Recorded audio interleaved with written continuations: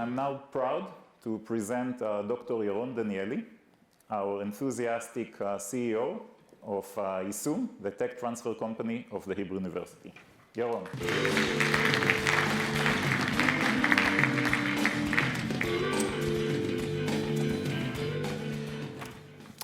Hi, everyone. Thanks, Professor Sari Ram, my colleague, and thank you for staying over for this session. My name is Yaron, and I'm the president and CEO of Yissum. Yissum is the technology transfer company for Hebrew University.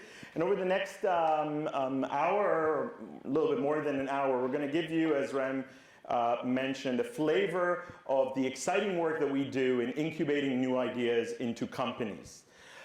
Before we do that, just a couple of words about Yissum for those of you who are not familiar with what we do. As Professor Cohen, as President Cohen mentioned, Yissum is the technology commercialization organization of Hebrew University. We were founded 55 years ago. We're actually the third organization of our kind, but the first university technology commercialization organization ever created in the world. So we have the most amount of experience in the world and are also busy continuing to learn and advance in how to take academic innovation, knowledge, and technologies and make them useful as products, as services, and as business entities in the world. We are the exclusive owner of all Hebrew University intellectual property. Every morning I come into the office and there are a couple of new ideas that have been submitted by some of Hebrew University's most talented faculty members, research students, even administrative staff, and then we evaluate them to see what are the commercial opportunities that are involved with these innovations. 55 years worth of technology transfer translate to some very big numbers. 10,000 approved patents worldwide, the largest university patent estate in the world. Almost 1,000 commercial licenses agreements where IP has been licensed exclusively or non-exclusively to commercial partners for their development and continued investment. 176 spin-off companies, some of which you are very familiar with, like, and we've heard about Mobileye, Orcam earlier today. Some you're going to meet in just a few moments. And more than 2,300 research collaborations with industry partners, many of them multi-year, multi-million-dollar, deep relationships that we have with many of the multinational companies around the world and some of the local Israeli companies as well. So we're very, very busy. This is quite a small group. We're about 26 people, but we are very active. Just in 2018, which was a record year for Yissum, we did 100 licenses just in 1 year, about 150 research collaborations. We filed more than 150 new patents and have created 10 companies just last year. So there's just a year in the life of Yissum. We do that all under one mission, and that is to become an efficient bridge of exchange of information, knowledge, and innovation between Hebrew University and its community in Jerusalem, its community in Israel, and the global community. We believe that ideas are worth so much more when they're handed over to partners that continue to invest time and money in industry and to translate them into products or services or companies. And we also see ourselves as responsible for listening to industry needs, identifying kind of grave, significant challenges and barriers, and reciprocating with the 1,000 brilliant and very curious minds of Hebrew University faculty members to generate new ideas in response to those needs. And our commitment to this kind of bridge concept gets us involved not just with protecting intellectual property and licensing intellectual property, but as you saw, in initiating companies. So for example, this year we've announced the closing of our third seed fund. We run 3 venture funds, one dedicated to life science, one dedicated to ag and food technologies, and one dedicated to nanotech and materials. 3 seed venture funds that were supported by financial and strategic corporations.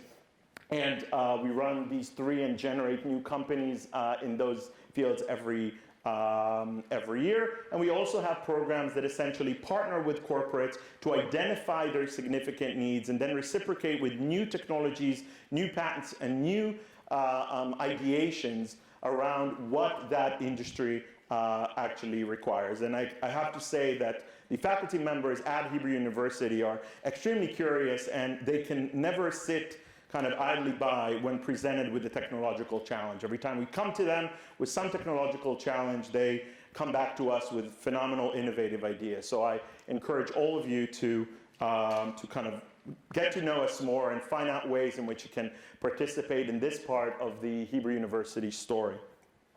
Now, what are we going to do this afternoon? This is quite novel and requires all of you to kind of grab your smartphones or pads or iPads or tablets or whatever you have, because what you're going to be doing now is you're going to be actively involved in the next session.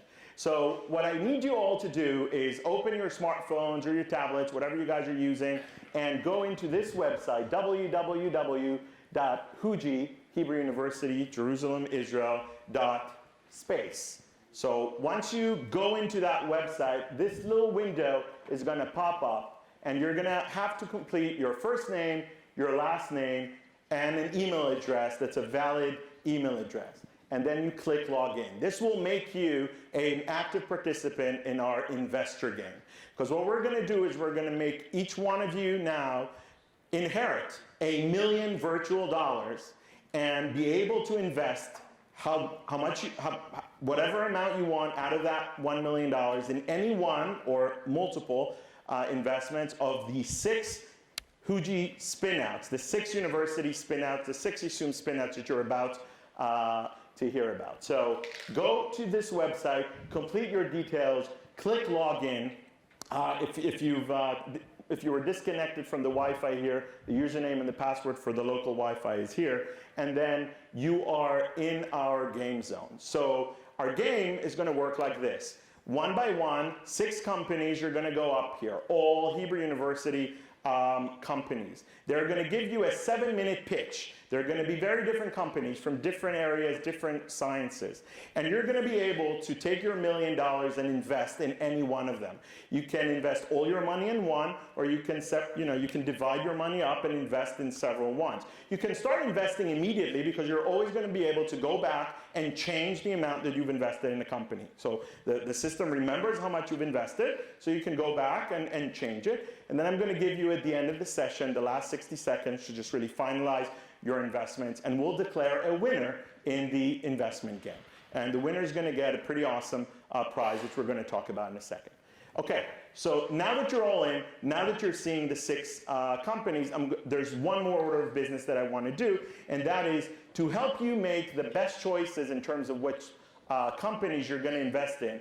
I figured, since all of these are kind of my daughter and son companies at Hebrew U, and I feel very protective of all of them, I wanted to bring a very seasoned, very tough, but very committed expert in investment to help us kind of start the Q&A session each time and give you maybe some insights as to how appealing the pitches are. So I'm going to invite a close colleague and someone who's very committed both to the Jerusalem ecosystem as well as to Hebrew University, a partner of ours at the Labs02 incubator, and founder and CEO of Our Crowd, which is the largest equity venture play, over $1 billion raised and invested for more than 100 companies. Please help me welcome John Medved to the stage.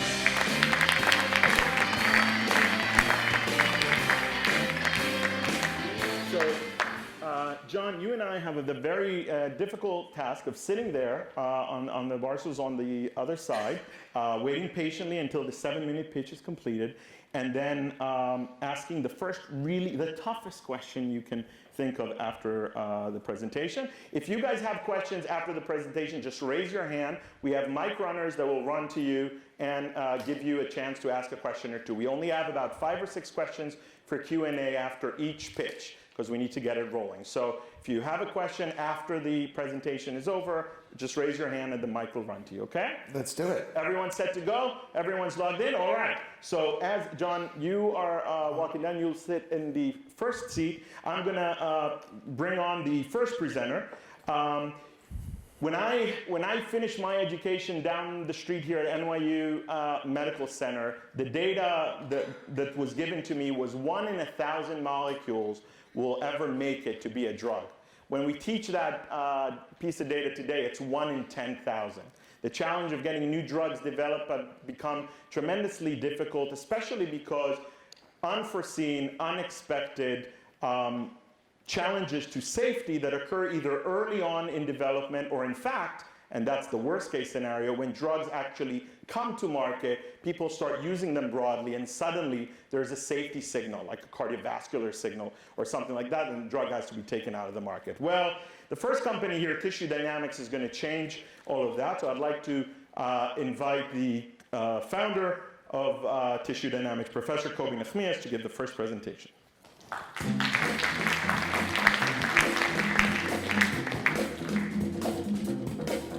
Hi guys, and thank you for staying this long to hear our pitches. So my name is Kobi Nachmias. I am the founding director of the Center for Bioengineering at the Hebrew University of Jerusalem. I have over a decade of experience in developing and commercializing biotech. And over the last 5 years, we have spent $500 in my lab developing a technology that in my mind is really the smartphone for drug development, and this is tissue dynamics. And what we really want to do is provide a quantum leap in our capability to understand biology and actually apply it for drug development, nutraceuticals, and even cosmetic safety assessment. So tissue dynamics is there because tissue dynamics is doing something very, very unique. We're actually integrating sensors physically into tiny microscopic, living tissues. And that allows us to completely communicate with those tissues, get information and send information in a way that wasn't possible before. When we talk about drug development, we need to understand that we have a major problem. If it used to cost around $600 million to bring a drug to the market, today an estimate talks about $2.6 billion to bring a single molecule to the market. And if you're thinking or imagining a situation where a chemist is actually sitting for 20 years working on a single molecule, then you have been a little bit out of date.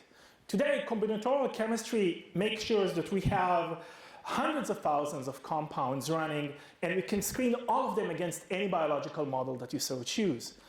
That allows us to get hundreds of new leads, not one molecule that could potentially cure breast cancer, but hundreds of them. And then the process is a process of elimination. Which one works the best? Which one causes the least amount of residual damage? The problem is that we have absolutely no tools to do it effectively. We use animals that really do not replicate the human response. They do not have the metabolism or genetics or physiology of humans. And when we go to clinical trials, this means that 90% of our molecules fail, and another 10% fail after they reach the market. And what's making it worse is that every time we fail, we have to go back to the drawing board, take a nanomolecule and try again, and fail, and go back and try again. A Sisyphean process if there ever was one. And every time we fail, we don't learn anything new. There is no information learned from failure, so this process cannot be iterative. Our platform changes all that. We use human cells to create human tissues, about 0.5 millimeter in size.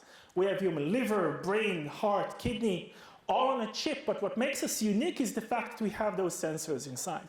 We can actually measure tiny fluctuations in energy that allows us to essentially say what is wrong and how it's being changed. This actually provides something called a mechanism of action. We know why something works, and when it doesn't, we know why it didn't work and can change it. The data structure looks like this. It's not very different from your Tesla or your other hybrid car. We know where energy is coming from, and this is really unique. And with this platform, we've been able to do some really transformative things. For example, a drug that was developed by Pfizer back in 2000 was safe in animal studies, safe in clinical studies, got to the market and failed after 1 year, costing Pfizer about $2 billion. Our platform could actually detect the subtoxic stress and define new stress margins. If they used our technology, they wouldn't have this problem. Another drug called cyclosporine causes significant kidney damage. We still use it because it's the best drug around, but this is a huge problem. And with our platform, we could actually figure out what is the mechanism of damage and block it, and essentially patent a new formulation. This means that this unique data structures really allows us to do some amazing things, including take all this data that is now functional and put it on the cloud. So the next time you take your protein, your gene therapy, or your small molecule, we'll be able to tell you how it looks like and what is the mechanism and how best to solve it. This has been all over the news. It was identified as a major breakthrough by Horizon 2020 by the European Commission, and we published major impact papers. But really, the value proposition is this. This is the new iPhone. It's a platform, it's a plate reader that you can integrate into every single lab routine. It doesn't require any new skills. Everybody can use it. You can connect it to your robotic platform. You connect it in clinical toxicity or even in hospitals. It allows you to do things that nobody else does. Now, this has been a rapidly growing market over the last couple of years because people are realizing that animal models are just not going to cut it. So money has been flowing fast from animal experiments to organ on chip. And we're seeing a CAGR of about 70% every year. That's an annual growth rate. And the estimate is that this market will reach $6 billion by 2025. It's not only pharmaceutical, it's also cosmetics and also nutraceuticals. So it's a very interesting market to be in. Now, we created a company about a year ago, and we didn't raise a seed round because we didn't need to. Right off the bat, we actually managed to bring in about $250,000 with service contracts, both with companies like L'Oreal, Teva, and Merck. This has been really a unique experience because we are really very interestingly placed in this field. There are other companies that are competing with us that have complex biological models, but simply do not have sensors. They do not have functional information that can help make informed decisions. And there are companies that make some sensors, one or two, not the array that we have, but they don't have any complex biological models. We're the only ones that actually have both, putting us in a very unique, innovative therapeutic zone. What we are forecasting is really the sales of equipment, and once you have this equipment, you can think about Nespresso models, a lot of consumables that actually go with it. And we are predicting by 2025 revenues of upwards of $100 million. We have several patents. One of them, the first one was already granted, and 4 more that have been submitted, essentially protecting us from all the integrations of sensors and biological tissues. And this is where I stop, so we definitely want your money. So please invest. We are now going into Series A, raising $5 million, but this is a fascinating competition, and thank you all for being here. Okay, thank you. The clock was on 5. What? The clock started on 5. No, the clock is now on 5 because we have time for Q&A. So as promised, first rights to John.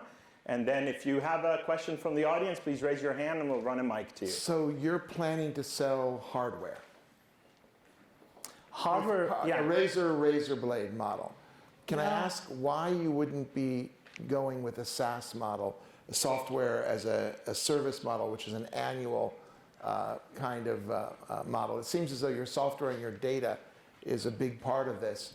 And just wondering why you're choosing the hardware model. Because you can't sell apps if you don't have an iPhone.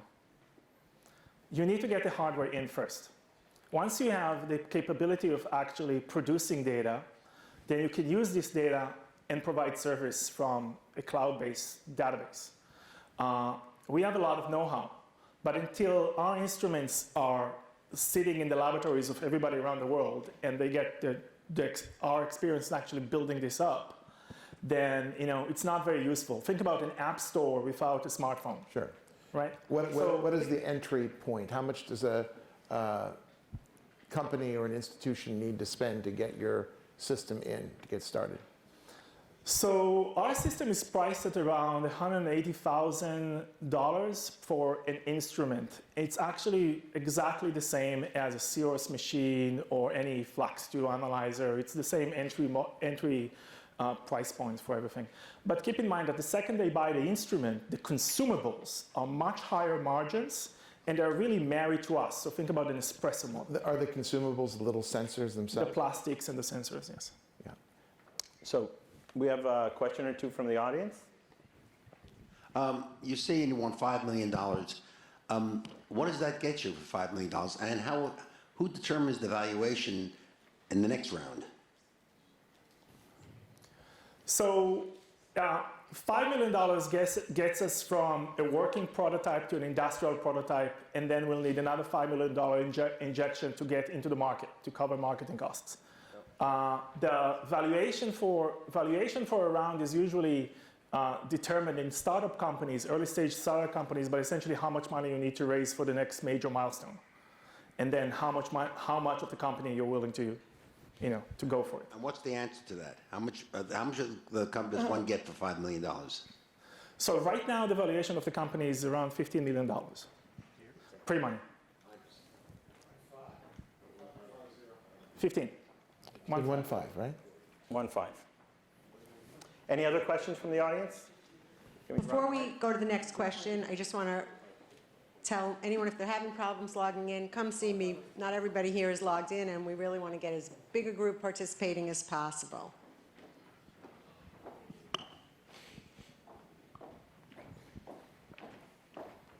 There's just a couple of minutes left. Thank you. The sensor is for one patient? One sensor per patient? Or are there multiple sensors in a patient? There are no patients. It's a chip. It has human living tissue on it that mimic a human being. So it's a human on chip technology. And we have several sensors around every tissue. So we have sensors for oxygen, glucose, lactate, glutamine, and then electrical activity, essentially ECG or EEG on a chip. So you monitor human function in a tiny chip. What type of cells are you using? Are they stem cells? What type of cells we're using? It really depends on what type of tissue you want to build. For liver, we have our own unique cells that we have that are very highly metabolic, highly active. For heart and brain, the only cells that actually replicate human level function are stem cells, human stem cells. So there's no cognitive sensation of that. It's strictly chemistry that you are able to check and see. For instance, let's say something's going to be hepatotoxic or cardiotoxic. Right, hepatotoxic, cardiotoxic, nephrotoxic, and also central nervous system. So we have a brain on a chip. That actually covers 99% of the failures in clinical studies and in the market. So usually it's liver toxicity, and if it's not, then it's cardio or kidney, and if it's not, then it's central nervous system. So it's not going to be something like nausea. Right, but that's usually not why you fail. Okay, thank you. Oh, one more? Sure. Okay, Maxine, go ahead. Who is your market, or what is the size of your total available market, and how do you see it scaling? Because 180K might be a lot of money. So out of the $6 billion predicted, about this type of instruments would be around about $1.5 billion a year. That's the current addressable market there. Right. So who we're selling to? Primarily pharmaceutical companies, and after that R&D organizations. So there are already companies that sell this type of instruments, like the Cirrus machines, that are everywhere in hospitals, in universities, and in research facilities. Everywhere people do biology, they will need this instrument. Okay? Okay. Thank you, Kobe. We're moving on to the next investment opportunity.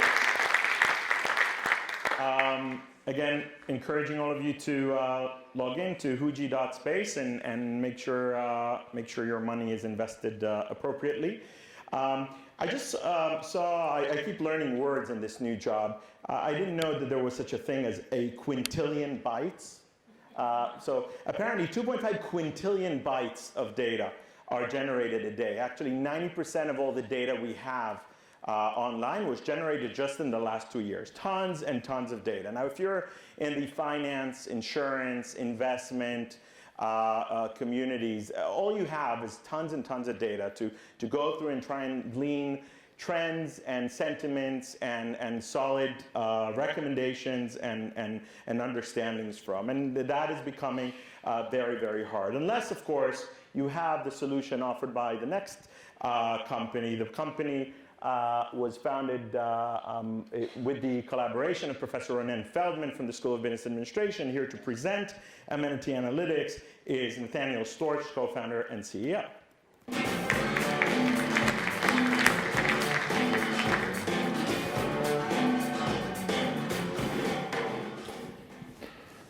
Good afternoon, everybody. I'm Nate Storch. I'm the CEO and co-founder of Amenity Analytics.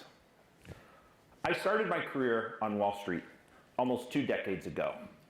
And over the course of those 20 years, the one constant has been technology-driven disruption. In the best cases, we've seen chaos transform into order and efficiency. And in other cases, we've seen excess devolve into chaos. But make no mistake, the investment services business is in the middle of a technology revolution. And the next battleground is information. I spent my career chasing information. But by the end, I was chasing my tail. Truth is under assault. Verbiage, lies, misrepresentation. Understanding what's going on has never been more difficult.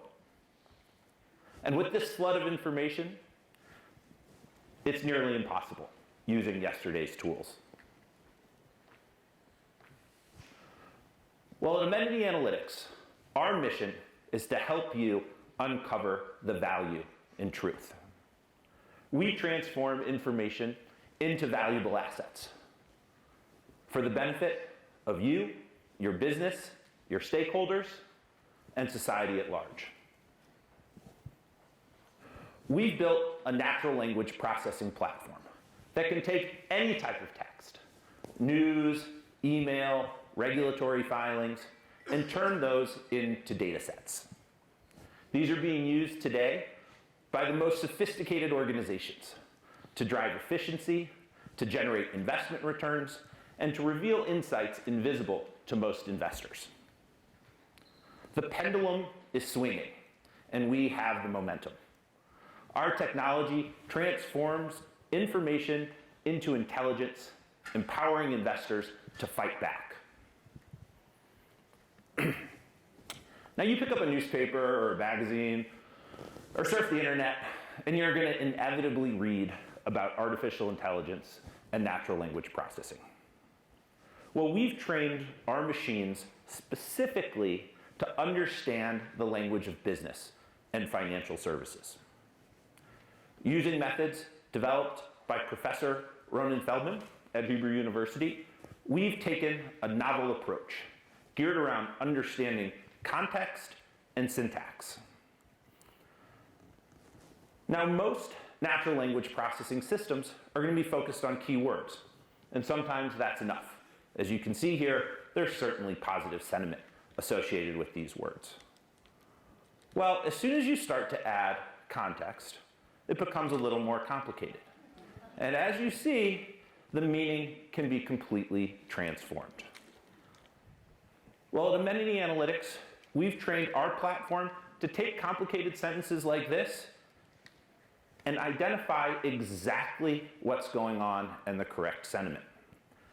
Now, most systems use keywords, and when we compare this to some of the other leaders in the NLP field, what do we see? They're still focused on those keywords. Google, Microsoft, the leading open source solutions all get this wrong. Now, I can bring up dozens of other examples, and this becomes problematic when you're trying to process documents at scale, hundreds of thousands, millions of documents, and your data sets are going to be useless. Now, our system is fast. It has pinpoint accuracy, and it's deployed in hours or days. And I could sit here and talk to you all day about how wonderful our technology is, but I'd much rather let our customers do that for us. Intel was our second customer. They subsequently backed us in our seed round, our A round, and our B round, and today they remain a great partner, one of the world's leaders in AI. But as a reformed Wall Streeter, I'm especially proud of the traction that we've gotten in the financial services space. Recently, Bank of America published a report using one of our data sets that showed they were able to generate in excess of 6% per year using that data set. Barclays, using a different data set, showed that they were able to generate over 12% per year of excess return. And QMA, the quantitative investment arm of Prudential, showed that they were able to generate over 26 basis points per quarter going back a decade of abnormal return. Extraordinary performance across the board.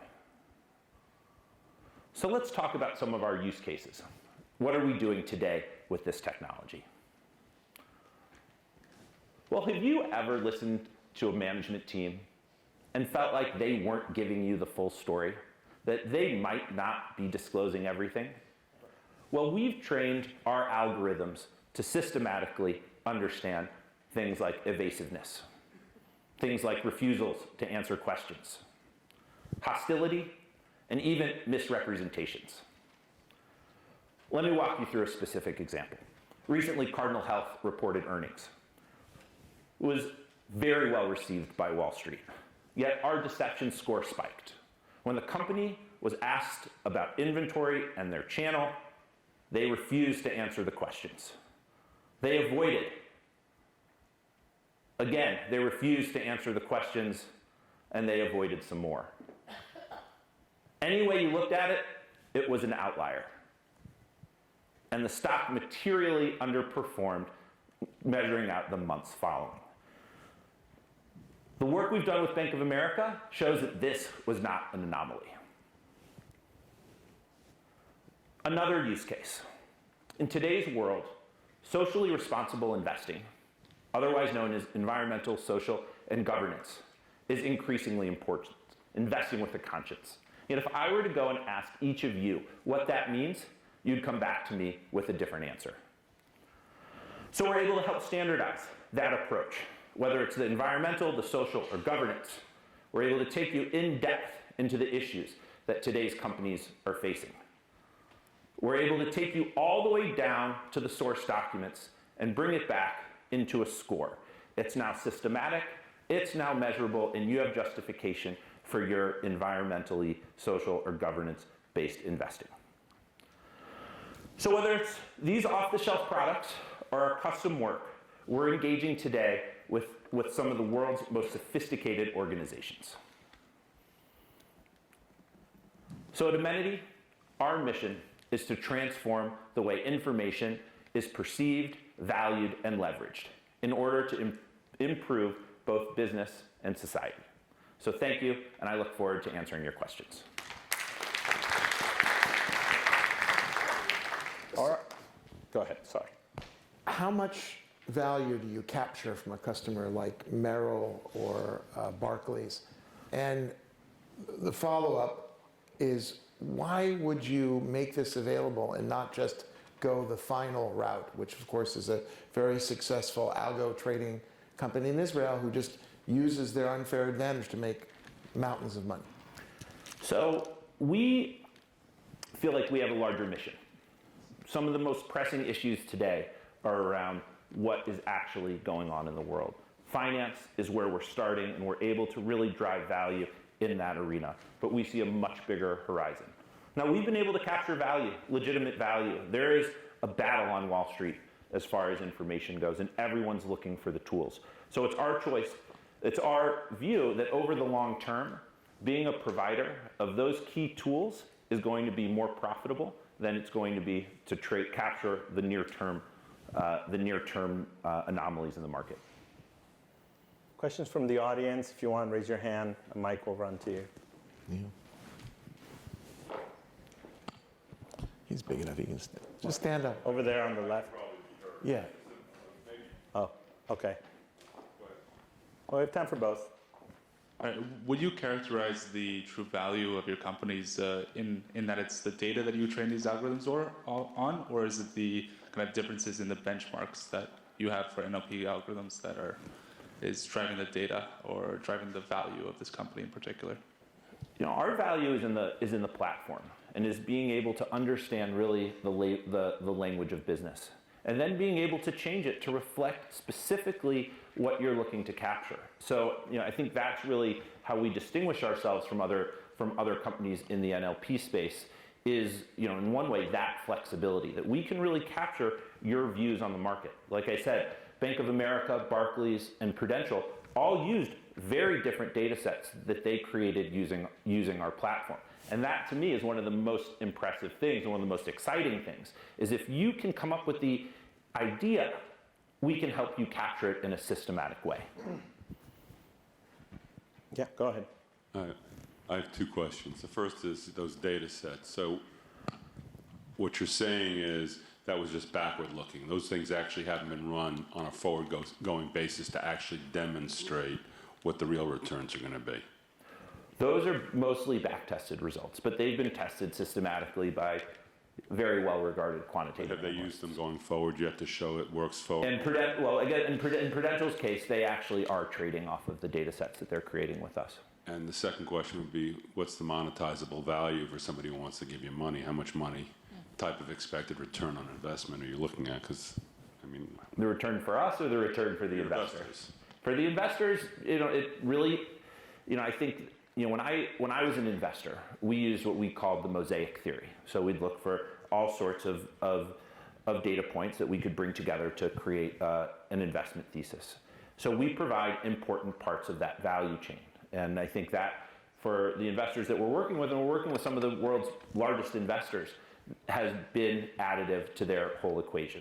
Now, stripping out that value, you've been able to see what Bank of America and what Barclays have shown. So there is real value in these data sets, but it's going to differ for each individual investor. Okay, final question. I'm over here.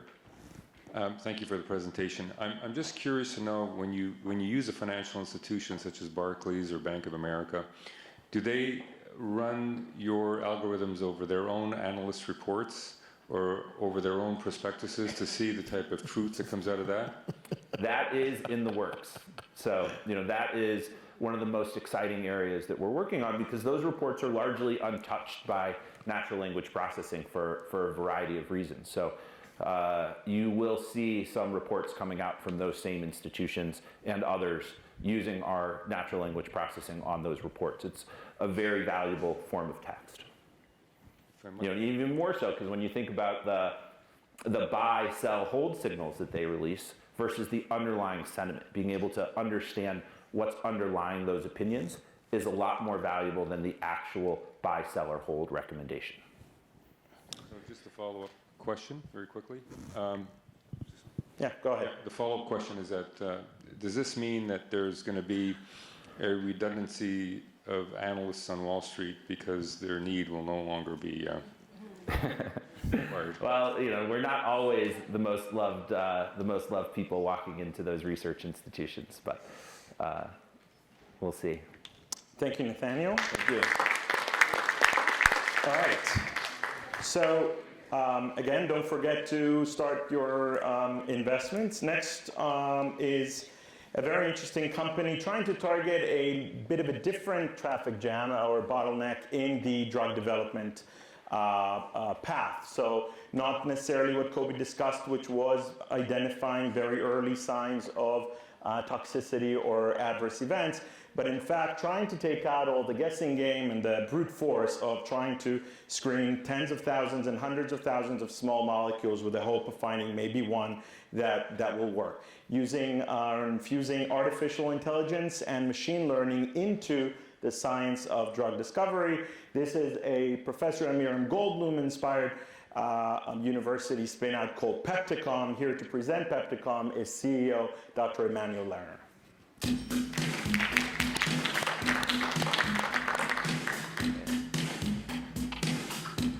So, first I want to thank the organizers for inviting me to speak today. So we are stationed in Jerusalem in the Givat Ram campus. And I'm Emmanuel Lerner, CEO and co-founder of Pepticom, and we are pioneers in using AI for peptide drug discovery. So, one back, please. So it's not a chemistry lesson, but just to be on the same page. Peptides are small proteins. They are made up of amino acids, and the reason they are interesting in the pharmaceutical industry is because they are highly selective, efficacious, and relatively safe, and they can tap into problems where other kinds of molecules can't, mainly in cancer, immunological diseases, and metabolic diseases. This is why the market today for peptide-based drugs is $25 billion per year, and it's going to become a $100 billion market in 15 years, and this is going to be driven mainly by a new kind of peptide chemistry, basically non-natural amino acids and cyclic peptides. The problem today in the market, as was mentioned before, is that for each dollar spent on discovery, 85 cents are wasted on failed projects. And the discovery itself of the active molecule takes a lot of time, between 2 to 3 years, and then you have all the regulatory time that it takes to fully develop the molecule, but that these 2 to 3 years are very crucial and can actually determine the fate of the molecule. Why is it so difficult? Why it takes so much time? So basically, when you want to discover a new potential drug, you need to screen through the chemical space, and we are talking about numbers that are around 10 to the power of 30 different solutions. This is something equivalent of winning the Powerball 4 times in a row. Try to imagine that number.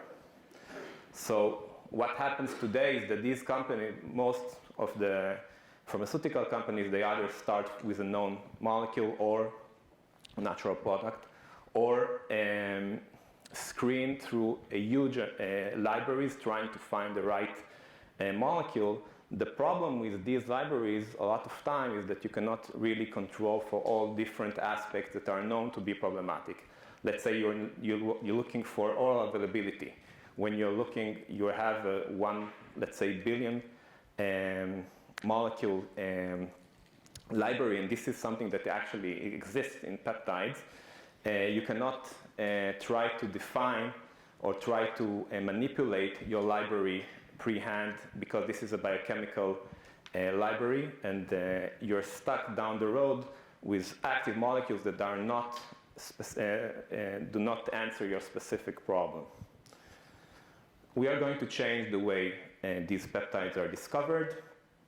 We are a team that came out of the Hebrew University.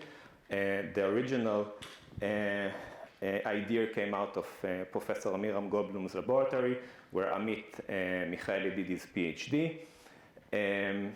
We are a multidisciplinary team. We have biochemists, computational chemists, and software engineers. We have together more than 8 years in experience in research, and we led the company from a concept to revenue generation. We are backed up by Yissum and the business-oriented board and advisors. So what we are going to do, and we are already doing that, we are going to cut or dramatically the time it takes to discover a new potential drug. So we already have a minimal viable product that takes a year to discover your potential lead molecule. And in the future, we are also going to de-risk dramatically downstream problems in the development of the molecule. So this is how it looks like. This is taken from a publication we just released in the end of 2018, December. That's a protein you can see here. And basically, the task is to find potential active peptides that bind and activate or inhibit a specific receptor or enzyme. And you can see here that's extremely difficult to find the right binding molecule where you have your 20 natural amino acids, but you have hundreds of different non-natural amino acids. And the active molecule could be a cyclic peptide, it could be a linear peptide. By the way, the cyclic peptides are the new generation of peptides that are today being discovered and are going to drive this $100 billion market, and we are capable of discovering those. So once we use the technology and we deploy it, basically what we have is a learning process where we start with poor candidates in the upper left side of the screen, and then the software learns the problem and we converge to better binding, and we also look for different attributes that are specific for the problem that you want to solve, and in the end we converge here. You can see 3 active peptides that were actually validated and tested. 2 of them are cyclic non-natural amino acids, which are extremely difficult to discover using our other methodologies. So in a nutshell, our process is much faster. It's more comprehensive. We actually tackle this huge chemical space by eliminating many poor candidates. Just to compare, the top technologies that use libraries screen around 1 billion molecules, which is not even a billionth of the chemical space to be searched in these problems. And in the future, we're also going to reduce the risk of failure of these projects. Business-wise, we operate in 2 ways. One way is collaboration with big pharmaceutical companies. We are not a service. We get paid for the discovery itself, and we have benchmark payments and royalties downstream. And the other activity that we do, and this is an early stage activity, is discovering in-house projects, developing them up to the end of preclinical development, and then licensing them. The traction that we have, basically our product, minimal viable product that is already active, takes a year to discover new potential peptides. That's much shorter than what you have in other platforms. We already have revenues from successful ag-tech collaborations that we have done since mid-2015. This is, you can see here, our latest publication in December 2018, showing the capability of discovering these active cyclic and non-natural peptides. We are just now starting collaborations with a few very large pharmaceutical companies. Of course, we have IP that we took from the Hebrew University, licensed, and we also developed IP in-house. We generated more than $1.5 million in revenues already, and we are now in the midst of round A financing, and we are, of course, looking for more collaborations. Thank you. So your system is based on artificial intelligence. Yes. You need, I imagine, experts in AI and machine learning. How do you, as a small startup based in Jerusalem, yes, compete with people like Amazon, who are offering $300,000 checks to starting AI people just to join that giant company? Okay, so AI is a huge word, and it's trying to take ideas from AI and make them applicable for drug discovery and specifically for solving problems of peptide drug discovery is extremely difficult. So you need biochemists, you need computational chemists, and you need people that understand software and artificial intelligence. That's extremely difficult to find. Competition is starting right now, but we are pioneering this effort. We started basically our operations in the end of 2013, so we had tackled a lot of problems. We understand what the industry is looking for, and we adapted our software to do that. So I think we are positioned in a very good place.